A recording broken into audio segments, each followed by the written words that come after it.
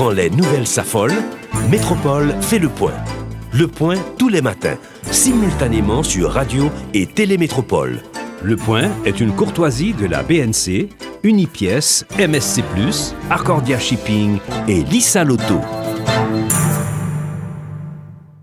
Madame, Monsieur, bonjour, bonsoir, bienvenue à la rubrique Le Point de Métropole. D'abord, parce que le Premier ministre Ariel Henry, que nous devrions avoir aujourd'hui, est empêché et de ce fait, il fallait attendre certainement le sénateur Yuri Latortue qui devrait assurer la deuxième tranche de l'émission. Évidemment, on a eu le temps de commencer donc, une partie de cette émission donc, à la radio et nous allons continuer cette même émission à la télévision. Mais ce qu'il faut souligner, aujourd'hui, on parlera peut-être brièvement de la politique, mais on parlera de manière spécifique de la sécurité.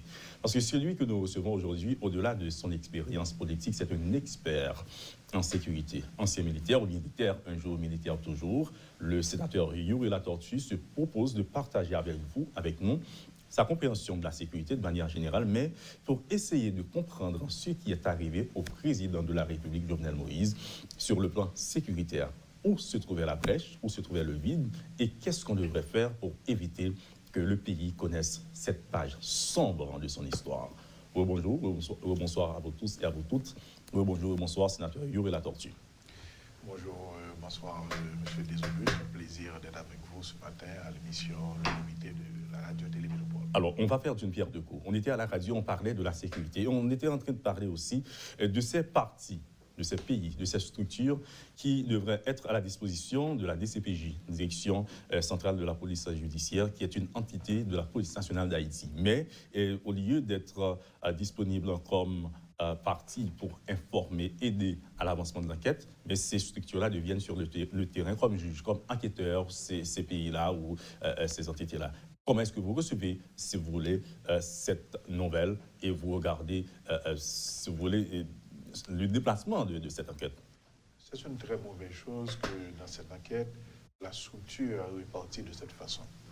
Je crois que la structure d'enquête doit être confiée à la DCPJ, qui est la Direction centrale de la police judiciaire. Aujourd'hui, on voit la police colombienne, on voit le FBI intervenir directement au niveau de l'enquête. Et moi, ma position, c'est que au niveau de la Colombie, il y a eu plusieurs, justement, faits avant l'assassinat. Il y a le déplacement des mercenaires, il y a des gens qui ont voyagé, il y a les rencontres qu'on a effectuées là-bas. Moi, je crois que la Colombie devrait transmettre ces informations à la police haïtienne bien avant l'assassinat. Et aujourd'hui, on ne peut pas confier l'enquête. Et la police colombienne ne peut pas agir comme juge, puisque déjà, justement, elle devrait, à travers le corps d'intelligence, avoir cette information et transmettre à l'Interpol pour Haïti. Donc, parce que la majeure partie des Colombiens ou des mercenaires viennent de la Colombie. Voilà. Le FBI, il y a eu beaucoup de transactions, des sociétés qui ont eu le financement. CTU, par exemple, de la firme de sécurité. Justement, qui ont financé. Aux États-Unis, par exemple. Aux États-Unis, à Miami, qui ont financé le voyage de ces mercenaires. Alors, le FBI n'a aucune information là-dessus. Et maintenant, on appelle le FBI comme, justement, juge pour venir, déterminer et parler de l'enquête. Non. Le chef de la police aussi. Le chef de la police, il est responsable de la sécurité résidentielle. Que ce soit à travers les unités USGPN, CATSIM et USP, ce sont des policiers, que ce soit à travers le CIMO qui a le corps d'intervention de médecine de l'ordre. C'est-à-dire le directeur général de la police non plus ne devrait pas être au devant de la scène à mener l'enquête, à intervenir. Il devrait être quelque part à répondre aux questions de la doit justice. être là pour donner les informations. Comment se fait-il qu'on a franchi les 4 périmètres pour arriver au président? Donc, l'enquête doit être confiée à la DCPJ qui pourrait recevoir des informations de ces pays alliés, mais pas au devant de la scène. Enfin, on se met en tête le plus souvent que ces institutions peuvent commettre des erreurs et après venir comme juge parce que ce sont des étrangers. Non, il faut confier l'enquête à la DCPJ. Il y a le colonel Imler Rébu qui a presque la même position que vous, qui dit que ce n'est pas possible que les gens qui, quelque part, étaient responsables, que ce soit le chef du CSPN, Conseil supérieur de la police nationale, le Premier ministre d'alors, haï malgré tout le docteur Claude Joseph, qui devrait être quelque part à répondre aussi. Il est au devant de la scène à fournir des explications, des informations, etc., y compris le directeur général de la police nationale dont vous avez fait mention. Est-ce que quelque part, ces genres d'amalgame ne dérange pas l'évolution de l'enquête. Est-ce qu'il ne s'agit pas là des plombs dans les pieds de l'enquête? C'est un amalgame qui va déranger l'enquête. D'ailleurs, le chef du CSPN, comme le Conseil supérieur de la police nationale, est responsable de la stratégie, je peux dire, de policière au niveau du pays. Et je crois, au niveau de cette stratégie, veiller à la sécurité du président, c'est un point. Donc aujourd'hui, on ne peut pas aujourd'hui avoir un échec au niveau de la sécurité et confier l'enquête à ce responsable. Vous êtes en train de nous dire qu'on est en train aussi de responsabiliser les maillons les plus faibles de la chaîne? Exactement, alors que les maillons, il faut responsabilité et les maillons tactiques et stratégiques. Et ce qu'on a vu, c'est qu'on est allé même jusqu'à voir un chef de la police qui dit ces indices-là ne sont pas vrais. Non, au niveau d'une enquête. En parlant de l'accusation, peut-être qu'on a porté pour l'ancien Premier ministre. Exactement. Au niveau d'une enquête, il faut aller par les cercles périphériques. Il y a le premier périmètre. Les gens qui étaient dans le premier périmètre sont les premières personnes à interroger. Les gens qui étaient dans le deuxième, dans le troisième. Et à partir de ces informations, il faut aller aux auteurs matériels et remonter aux auteurs intellectuels. Il y a une procédure pour mener l'enquête. Mais ce qu'on a vu aujourd'hui, c'est que les informations fusent de toutes parts. Et il y a une grande confusion. Et si ça continue comme ça, on risque de ne jamais avoir l'information qu'on devrait ressortir de cette enquête. Vous étiez en train de nous expliquer ou de nous faire comprendre aussi que ce qui s'est passé ne peut jamais se réaliser sans une complicité interne. C'est-à-dire que ce soit venu de l'USGPN, que ce soit de CACSIM, que ce soit de l'ISP, des unités responsables de la sécurité du président de la République. C'est ça. Pour les gens qui n'ont pas une idée de la sécurité présidentielle, vous savez, avant 1994, on avait la garde présidentielle, qui avait les deux unités, c'était les casernes des Salines et la garde du Palais. Les casernes des Salines assuraient l'environnement et les gardes du palais assuraient ce qu'on appelle la sécurité rapprochée.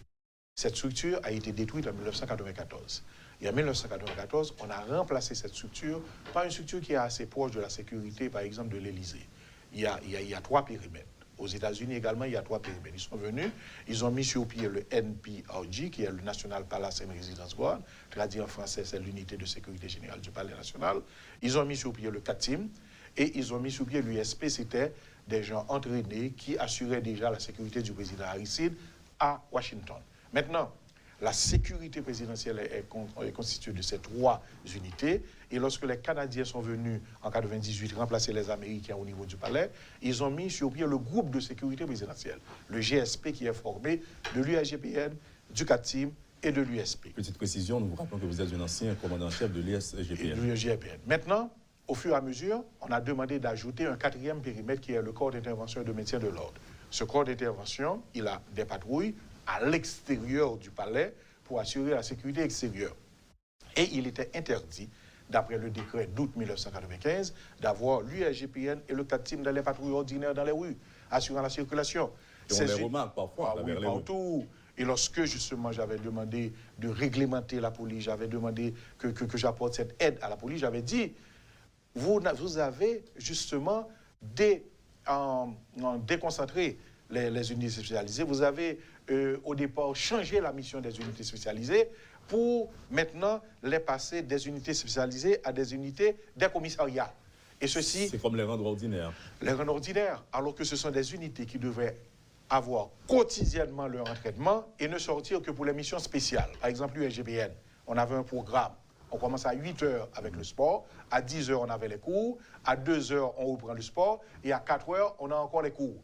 C'est une unité qui passe tout son temps à l'entraînement pour défendre le palais, la maison du président, la famille présidentielle et le président. Et le pays peut-être quelque part. Est-ce que là, vous êtes en train de nous dire que ces unités-là devraient être non seulement des unités spécialisées, mais surentraînées pour sécuriser les symboles de la nation, notamment qu'est le président de la République qui représente le symbole direct et physique de pays, d'un peuple?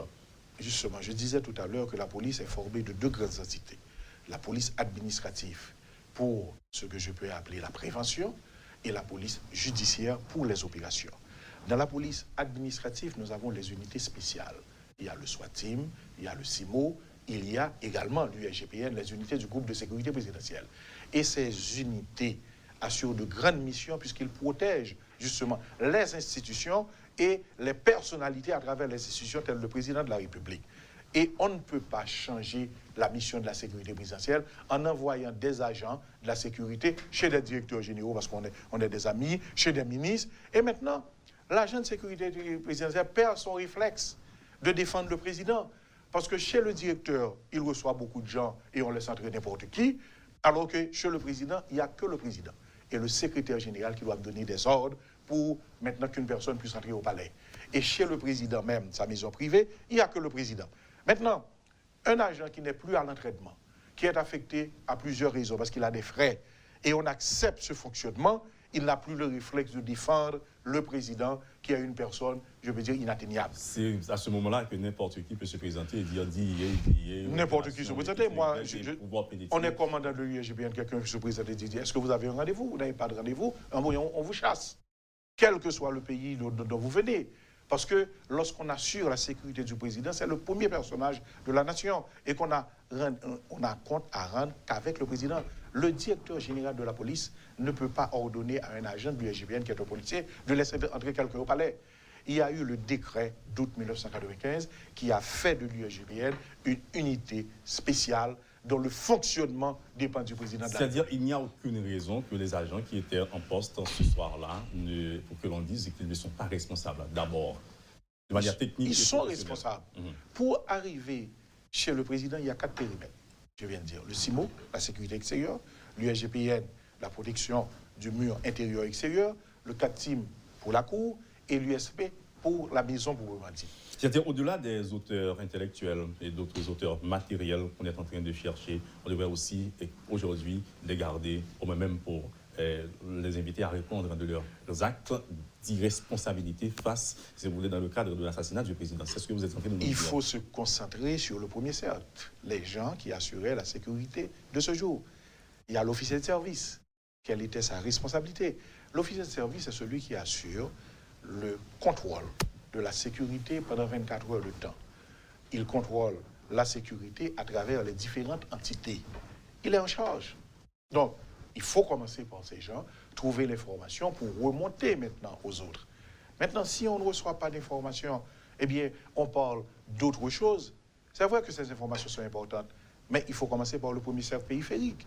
Et là, comme on faisait autrefois dans l'armée, ce sont les gens de service qui doivent répondre. Il y a un détail peut-être que l'on disait, mais ce qui n'est pas un détail vraiment. Alors, en français, on appelle ça détail de taille. On le disait à la radio, on souhaite le dire aussi à la télévision et à la radio qui reprend l'émission aussi. C'est que ce qui a tranché le cœur des gens, qui a brisé tout le monde, c'est que pas un coup de feu n'a été tiré alors que le président est ensanglanté, martyrisé, torturé, humilié.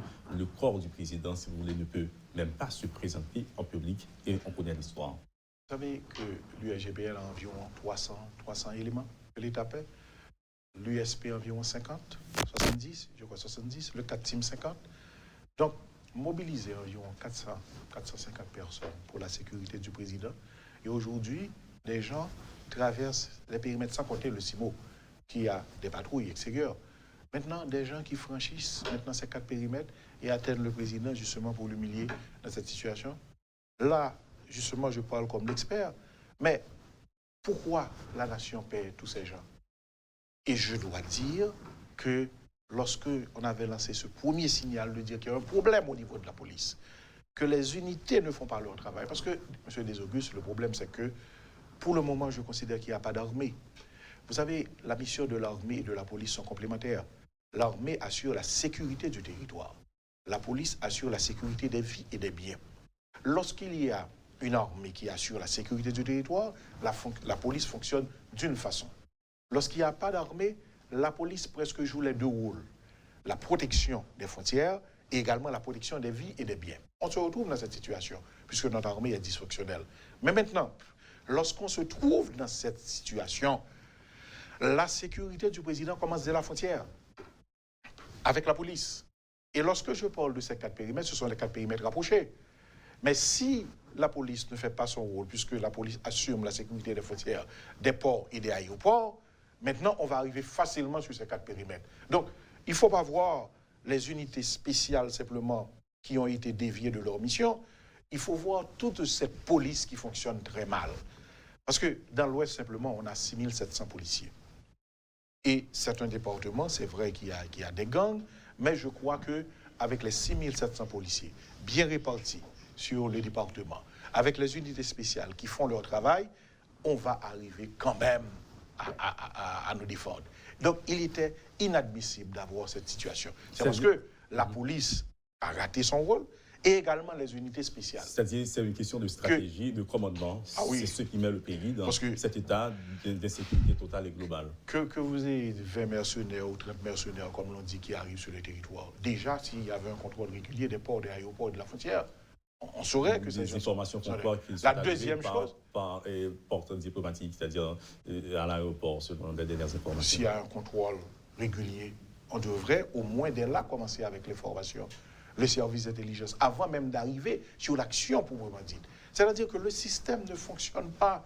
Et aujourd'hui, lorsque j'avais lancé l'alerte, j'avais dit qu'il y a un système qui ne fonctionne pas. Il n'y a personne qui soit à l'abri. Alors, on avait peur que vous fassiez de la politique avec cette proposition que vous avez faite, sénateur Yuri Latortue. Vous savez, monsieur Desogu, j'ai eu cette réputation, j'ai été instructeur à l'Académie militaire. J'ai formé des militaires, j'ai formé des commissaires. Et personne ne peut dire à aucun moment j'ai eu à parler de politique. Je sais faire le distinguo entre la politique et justement le professionnel que je suis en sécurité. Et lorsque les institutions républicaines comme la police, les institutions sont en danger, je crois que, comme homme politique, je dois mettre mon service au niveau de ces institutions. Mais les gens, malheureusement, voient tout en politique. Malheureusement, ceci a été fait dans le temps. Mais aujourd'hui, on doit se dire, même si on fait de la politique, même si on a des idées contraires, des politiques publiques menées par le gouvernement, on reste un homme d'État, on reste un Haïtien qui doit toujours protéger le pays et qui doit toujours faire valoir justement cette fierté que nous avons. Nous pouvons avoir un petit pays, mais nous avons également dans ce pays de grands esprits. Et une grande histoire. Grande histoire. Donc il faut se mettre à la hauteur et protéger ce pays lorsque les institutions sont menacées. Face à tout ceci, sénateur Yuri Latortue, toute cette inquiétude, ce doute qui plane sur que ce soit la stratégie, les auteurs matériels et intellectuels de l'assassinat du président Jovenel Moïse, que devrait être le comportement des experts comme vous, mais je dirais même des leaders de la nation, des membres de tous les secteurs, des leaders de tous les secteurs, quel devrait être leur comportement? Parce que c'est le pays qui, quelque part, on a pris un coup. Je vois que le gouvernement a décrété l'état de siège, mais les actions tardent à convaincre, peinent à convaincre quand même. Maintenant, quel devrait être le comportement, si vous voulez, du pays de manière générale, face à ce qui arrive? Écoutez, justement, ce sont ces actions qui constituent, je peux dire, une certaine démagogie. La question de l'état de siège. L'état de siège, c'est lorsque l'armée prend tout en charge. C'est lorsqu'il y a restriction des libertés individuelles. Bon, nous n'avons pas d'armée, nous n'avons que 400 personnes. Comment 400 personnes peuvent prendre ce pays en charge? Nous avons 10 départements, 27 750 km². Sans compter les gangs. Sans compter les gangs. Donc il ne fallait pas parler d'état de siège, il fallait parler d'état d'urgence. Puisque déjà, on a une loi sur l'état d'urgence qui permettent justement les restrictions des libertés individuelles et qui permettent, pas à l'armée, mais à la police de prendre charge. C'est la première chose. La deuxième chose, je crois que le comportement à avoir, c'est de condamner cet acte ignoble qui ne devait pas arriver, c'est inadmissible, puisque c'est quelqu'un qui était en fonction. Même si, au niveau de l'opposition, on disait le président de facto, il est en fonction. Il faut que l'institution qu'est la présidence soit protégée. La troisième chose, comme expert, je viens de le dire, M. Desogus, il faut que l'enquête soit bien menée. Aujourd'hui, on a une tendance de l'international qui veut tout faire pour nous. Et l'international fait comme bon lui semble, dépendant de ses intérêts. Moi, je viens de vous dire que la Colombie et les États-Unis ne peuvent pas les pays qui mènent l'enquête. Parce que tout s'est passé au niveau de la Colombie, tout s'est passé au niveau des États-Unis. Pourquoi les États-Unis peuvent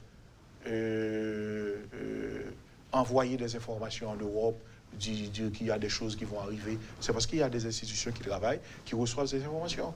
Pourquoi on n'a pas envoyé ces informations en Haïti? Pourquoi la Colombie n'a pas fait état maintenant de ces mercenaires dont on a changé leur mission? Et il y en a qui sont retournés en Colombie pour dire, écoutez, on a changé leur mission, ils ne vont pas retourner en Haïti. Pourquoi ces informations, on n'a pas transmis à travers l'Interpol? Aujourd'hui, j'ai dit, pour garder une certaine fierté, que c'est la DCPJ qui doit mener l'enquête, tout en ayant l'esprit ouvert pour recevoir des informations. Vous êtes un professionnel en droit, il y a un petit principe juridique qui dit qu'il n'empêche pêche. Parce que c'est ce que vous êtes en train de nous expliquer. Justement, eh bien, le fait que, et aujourd'hui, on restreint... On peut pécher, on peut être coupable complice par l'inaction. Par l'inaction. Par l'inaction uniquement. Justement, par omission. Aujourd'hui, on est en train de pécher parce que, justement, il y a une certaine inaction de la CCPJ de prendre en charge cette enquête. Et aujourd'hui, on voit tout le monde. Moi, je viens de le dire, pas seulement les pays étrangers. Le chef de la police ne peut pas être devant de la scène parce qu'il était responsable.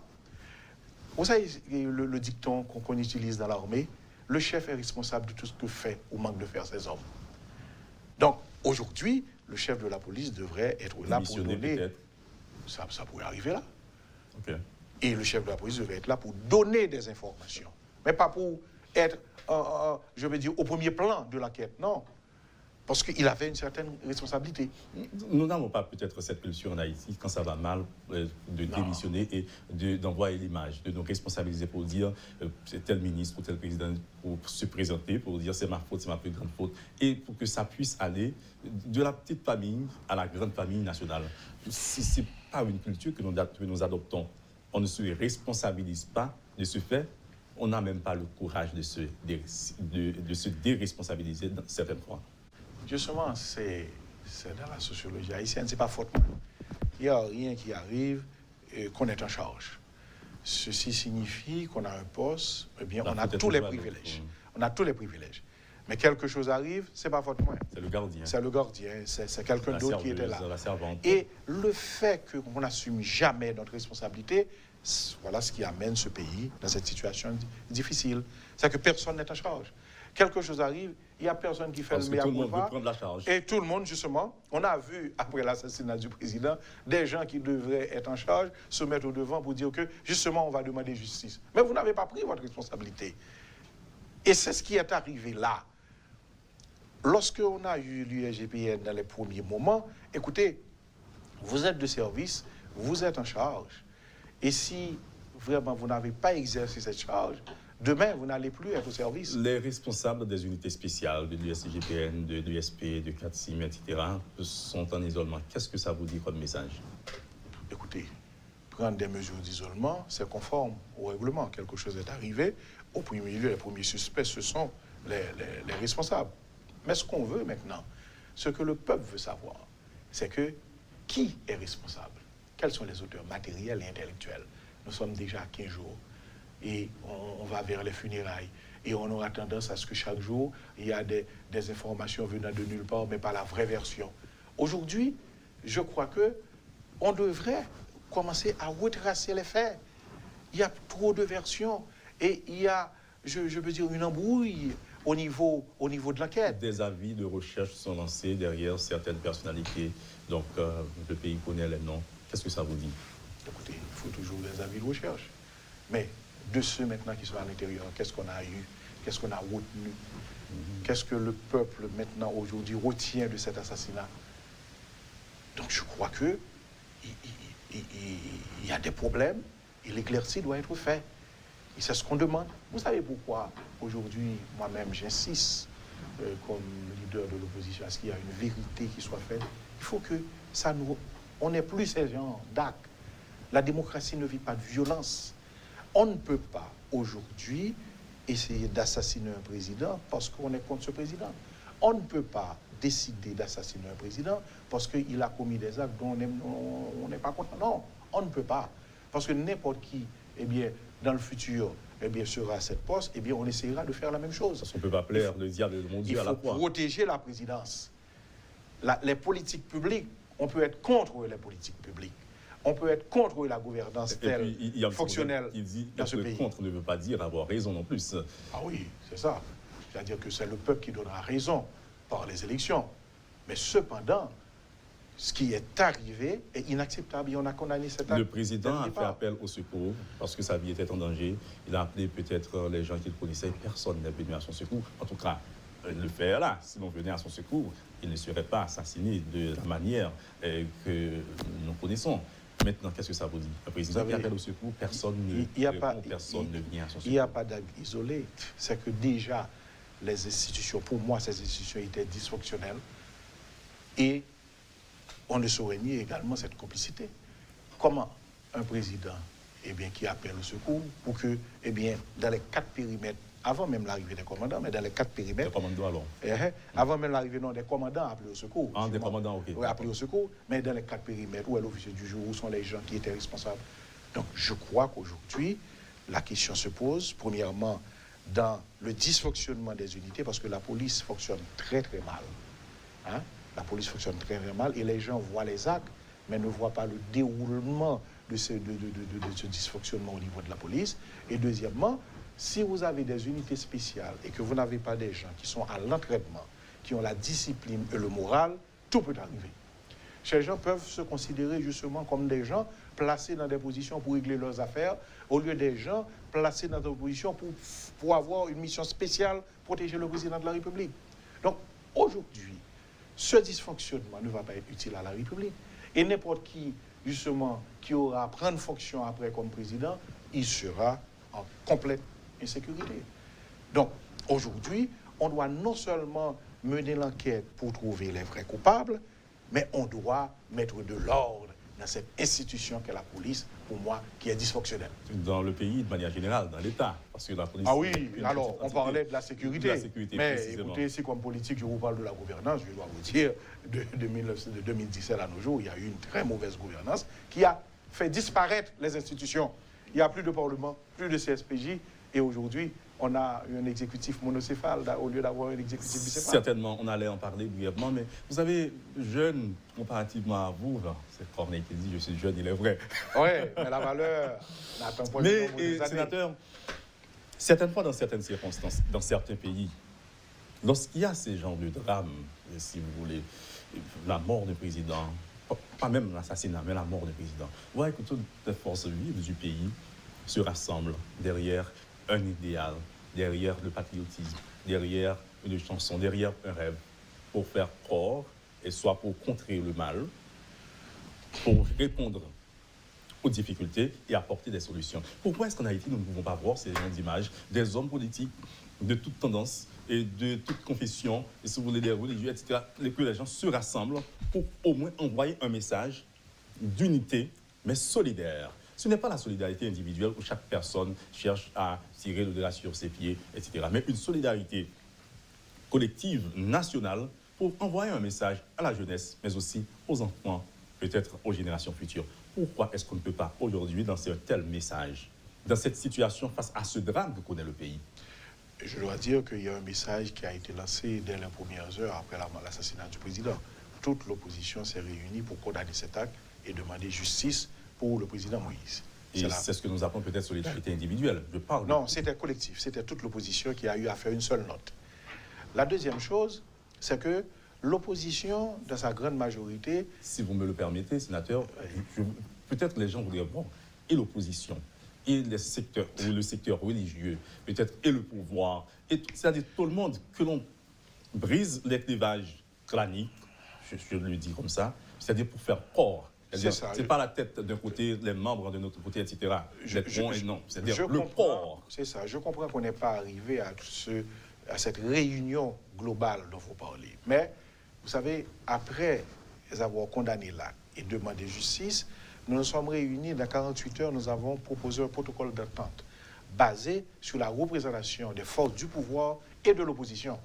Et nous avons accepté un Premier ministre qui a été nommé par le président Jovenel dans cet esprit consensuel. Et nous avons présenté le président du Sénat comme président provisoire.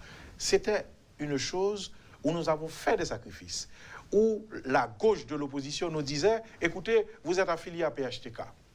Ou de l'autre côté, on disait « Écoutez, on ne voulait pas de deux têtes au niveau de l'exécutif qui ont une ressemblance avec PHTK ». Mais nous avons accepté parce que nous avons compris qu'au niveau de l'heure, il fallait justement cette rencontre, ce consensus. Mais vous savez qui n'a pas accepté?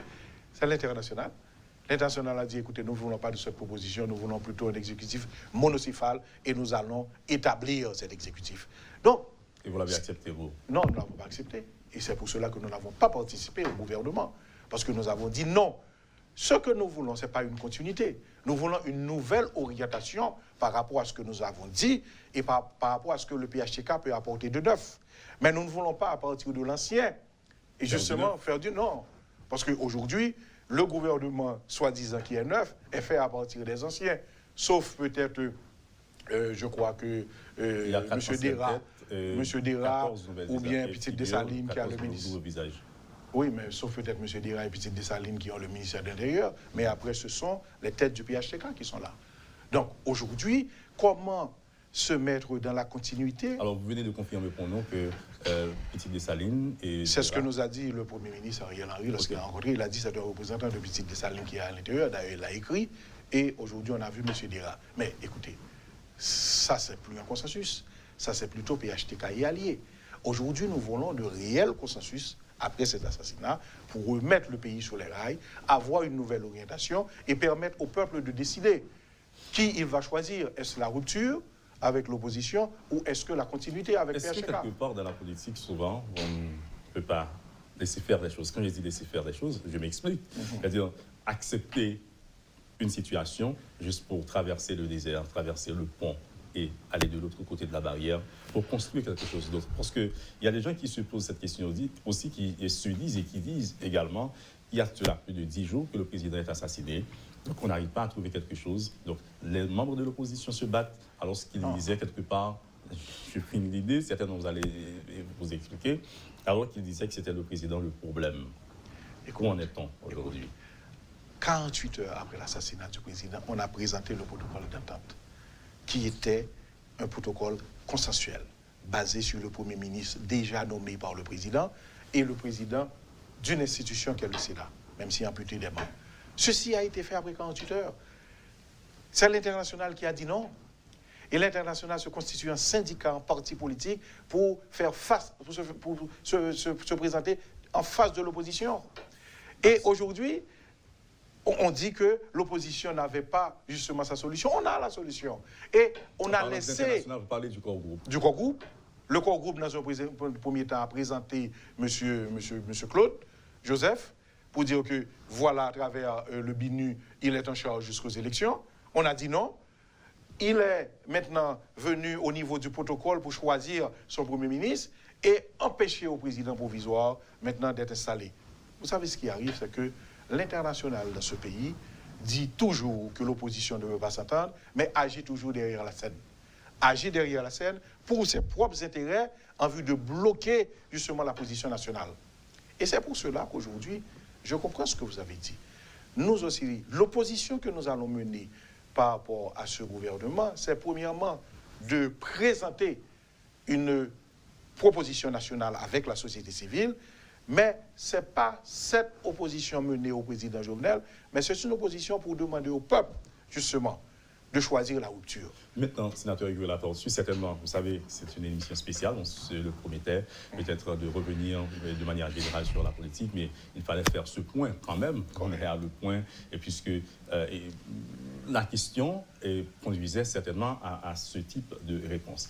Pour finir, pour revenir à l'enquête, certainement pour finir sur la gouvernance, qu'est-ce qui devrait se faire brièvement donc, pour pouvoir sortir du chaos, peut-être pas d'un gouvernement uniquement, parce qu'on sait qu'avec un gouvernement, ce n'est pas le retour du Christ. Prenez-le comme l'expression. Qu'est-ce qui devrait se faire sur le plan sécuritaire pour trouver quelque chose sur le plan, dans le cadre de l'enquête, mais sur la gouvernance du pays aussi?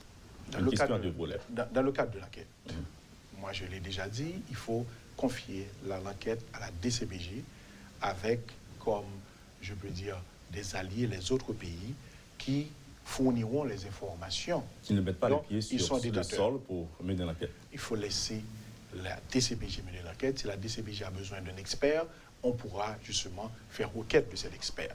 Mais la DCPJ sera l'institution principale pour mener l'enquête parce qu'il y a, pour moi, un certain...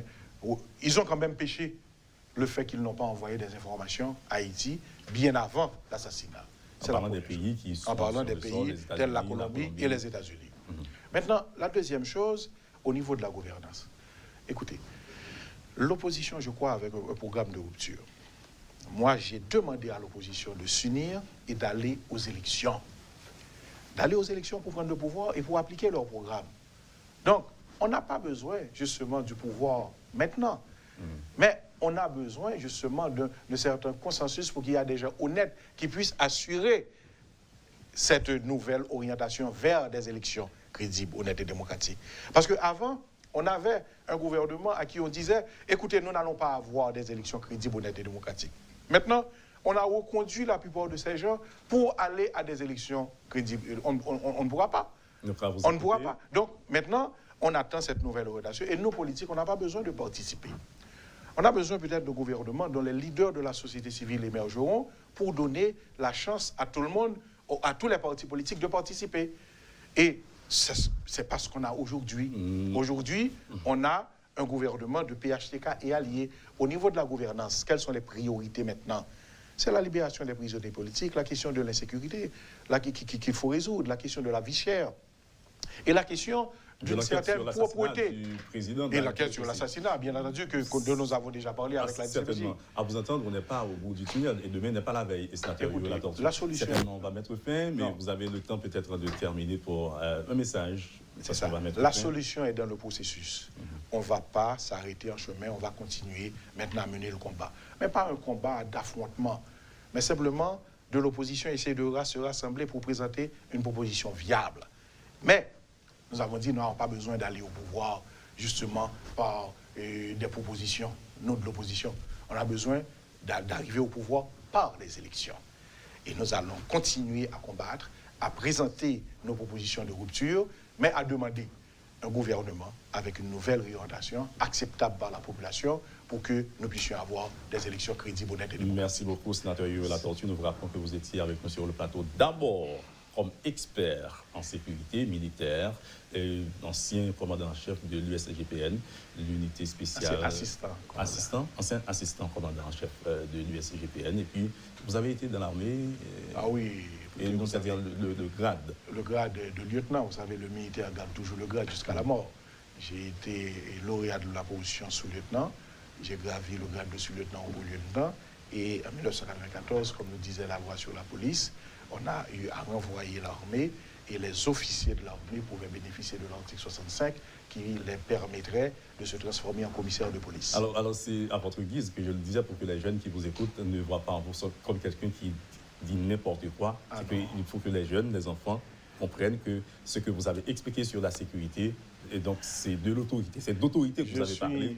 Je suis un ancien professeur à l'académie militaire et à l'académie de police. Et lorsque j'avais offert mes services, c'était pour remettre un peu de l'ordre dans la formation. C'était l'expert, c'était pas le politicien comme vous l'avez dit. Vous irez aux funérailles du président qui s'organise. Alors c'est juste une petite question pour voir s'il y aura quand même une sorte de consensus, quand j'ai dit consensus, de veille nationale, de déplacement national. Non, au niveau de l'opposition, nous avons choisi de ne pas nous rendre. Mais écoutez, nous allons nous associer aux gens qui y participent puisque nous avons condamné cet acte. Merci beaucoup, sénateur Yuri Latortue. Comme nous le disions, vous étiez là avec nous comme expert en sécurité, mais aussi comme leader du parti Haïti en Action. Brièvement, on a parlé de la politique, on a fait le pacte, on l'a respecté à 75% pour parler sécurité, enquête. Et vous parlez 25% politique. Et merci d'avoir accepté de souffrir. Merci. Et on doit revenir pour parler de la sécurité, parce que la sécurité, disait Nicolas Sarkozy, est le premier des droits. Et nous devons assurer la sécurité au peuple. Moi, je crois qu'on peut, et on peut le faire sans l'international dès qu'on se met, parce que, je le disais, nous sommes un petit pays, nous avons de grands esprits, nous avons de grandes personnalités capables de faire fonctionner la République. Merci, sénateur Yuri Latortue, leader du parti Haïti en Action AAA, membre de la direction politique de l'opposition. Merci d'avoir été avec nous sur le plateau de Métropole pour cette rubrique de point spécial que nous avons réalisé aujourd'hui. Encore une fois, merci. Merci, monsieur Désolé. Merci à vous tous et à vous toutes d'avoir suivi. Et la rubrique Le Point d'aujourd'hui, c'était spécial pour plusieurs raisons. La non-disponibilité du Premier ministre, qui certainement, nous le souhaitons bien, sera avec nous sous peu. Donc, merci à vous tous et à vous toutes d'avoir été des nôtres. Restez sur Télémétropole pour la suite de la programmation. Je m'appelle Jean-Jules Desauguste. Quand les nouvelles s'affolent, Métropole fait le point. Le point tous les matins, simultanément sur Radio et Télémétropole. Le Point est une courtoisie de la BNC, Unipièce, MSC+, Accordia Shipping et Lisa Lotto.